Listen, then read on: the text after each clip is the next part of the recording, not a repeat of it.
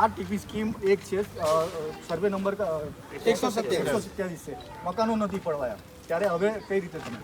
દુઃખની બાબત એ છે કે આ દેશમાં જ આવું છે. આપણે વિદેશોમાં જોઈએ તો એના કરતાં મોટી અને લોબી ને ઘણી બધી ઇમારતો બની જાય છે. ત્યાં કોઈ ઉદ્ઘાટન કરવા જતું નહીં, ત્યાં બને તરત જ આપી દેવામાં આવે.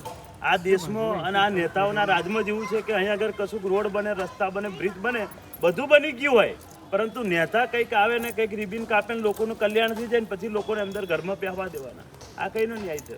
તમે આ 270 લોકો છે, 270 પરિવારને રજડતા કરી દીધા છે. આ લોકો છેલ્લા 5 વર્ષથી પોતાના ઘરનું ભાડું ભરે છે, લાઇટ બિલ ભરે છે, દુનિયાભરનું ભરે છે. અને વિચારવા જેવી બાબત તો એ છે કે આ વડોદરા માટે એક મોટો નમૂનો હશે અધિકારીઓની ડફળ વિદ્યાનો, કે આ વુડાના આજે મકાનો બની ગયા પછી અત્યારે બધાને મેસેજો આવી રહ્યા છે પોતાના લાઇટ બિલ ભરવાના. હવે જે ઘરમાં એ લોકો ગયા નથી, જે ઘરની ચાવી હજુ એ લોકોને સુપ્રત નથી કરવામાં આવી અને એનું લાઇટ બિલ એમના મોબાઈલમાં આવે છે. એનો મતલબ કે આ સંપૂર્ણપણે યોજના અત્યારે સંપૂર્ણ પૂરી થઈ ગઈ છે અને બધા લોકોને અત્યારે ચાવી આપી દેવી જોઈએ, પરંતુ ના કેમ આપવામાં આવી? કારણ કે કંઈક રાહ જોઈ રહી છે કે કંઈક નેતા આવી જાય ને કંઈક રિબિન કાપી રહે ને કંઈક આ લોકોનું ધન્ય થઈ જાય જીવન. તો આ લોકો તો એવું કહે છે કે ભાઈ અમે નેતાઓને રિબિન કાપવા દઈશું, વાંધો નથી, આજે આવી જાઓ તો આજે કાપવા દઈએ, પણ અમને ઘર આજે આપી દો. આટલું બધું મોડું ના કરશો. છેલ્લા ઘણા વર્ષોથી આ લોકો રાહ જુએ છે કે કંઈક નેતા આવી જાય, કંઈક નેતા આવી જાય, પણ કોઈ નેતા નહીં આવતો. નેતા આવે છે તો અહીં નહીં આવતા. એટલા માટે મુખ્ય બાબત એ છે કે આ લોકોને તાત્કાલિક ઘર મળવું જોઈએ, કારણ કે આ સંપૂર્ણપણે સ્કીમ આખી પૂરી થઈ ગઈ છે.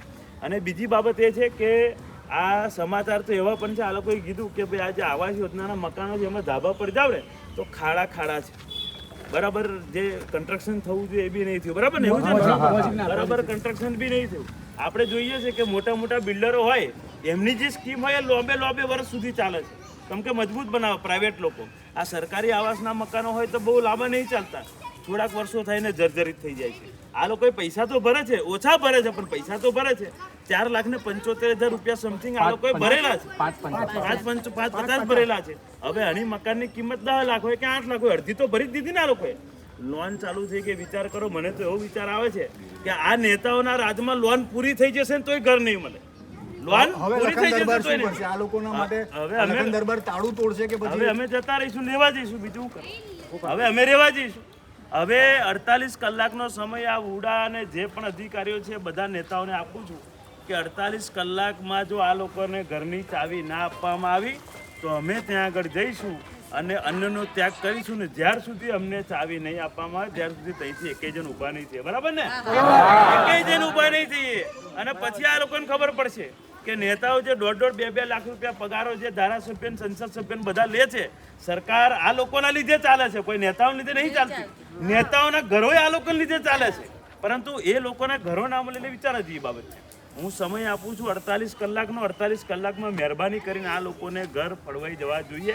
ચાવી આ તમામ પરિવારોને આપી દેવી જોઈએ. જો નહીં આપવામાં આવે તો મજબૂત આંદોલન કરીશું, ત્યાં આગળ જઈને અન્નનો ત્યાગ કરીશું. જ્યાર સુધી નહીં આપવામાં આવે ત્યાર સુધી અમે અન્નનો ત્યાગ ચાલુ રાખીશું, કારણ કે અમે આ લોકોને ઘેર જઈને કશું કરવાનું નહીં.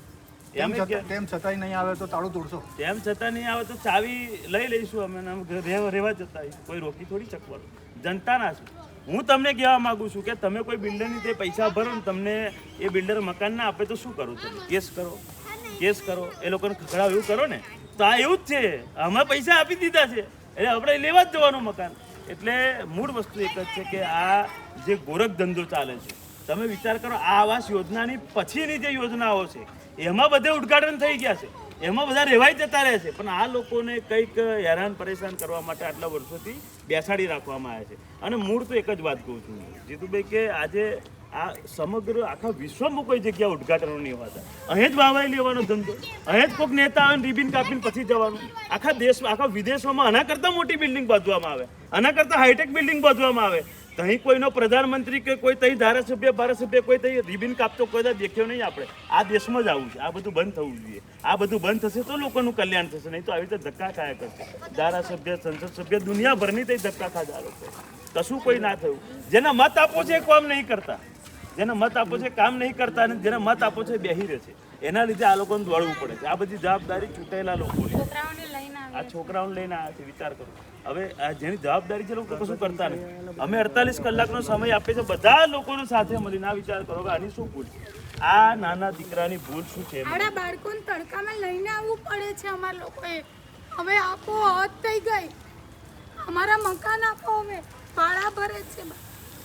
આ નાના દીકરાની શું ભૂલ છે કે એની મધર છે એને લઈને ફરે છે? આજે એનું કારણ શું છે કે કંઈક મારા ઘરની ચાવી મળી જાય, નવું ઘર મને મળે ને હું સારી જિંદગી જીવું, પરંતુ આજે એમને દીકરાને લઈને આજે તાપમાં ધરમ ધક્કા ખાવા પડે છે. આવી દેશની સરકાર હોય, આવા ધારાસભ્યો ને આવા સંસદ સભ્યો હોય, શરમ આવી જોઈએ, ડૂબી મરવા જોઈએ આ લોકોને કે તમે જેના પૈસા લઈ લીધા છે, જેની લોન 5-5 વર્ષથી ચાલુ છે, જેને લાઇટ બિલ પોતાના મોબાઈલમાં આવે છે ને એ ઘરમાં જો તમે એને પહેવા ના દો, એને તાવી ના આપો, ધરમ ધક્કા ખવડાવો, પેલા ઉડા ફૂડાના જે ચેરમેનો બેરમેનો હોય એમને ગયા આવું કે તમારે દીકરા દીકરીઓ છે, શરમ કરો, 2 ઘડી શરમ કરો. અહીં જવાબ નહીં આપો તો ઉપર જવાબ આપવો પડશે. બધે હિસાબ તો થશે જ, નહીં થાય એવું નહીં, પરંતુ 48 કલાકનો સમય છે. આ દીકરાને પણ એમની ઘેર, આ દીકરાને નવા ઘેર બેસાડીશું ભલે જે કંઈક થાય. ચોક્કસથી આ તમામ જે નાગરિકો છે, આ જે લાભાર્થીઓ છે તે આજે લખન દરબારના ઘરે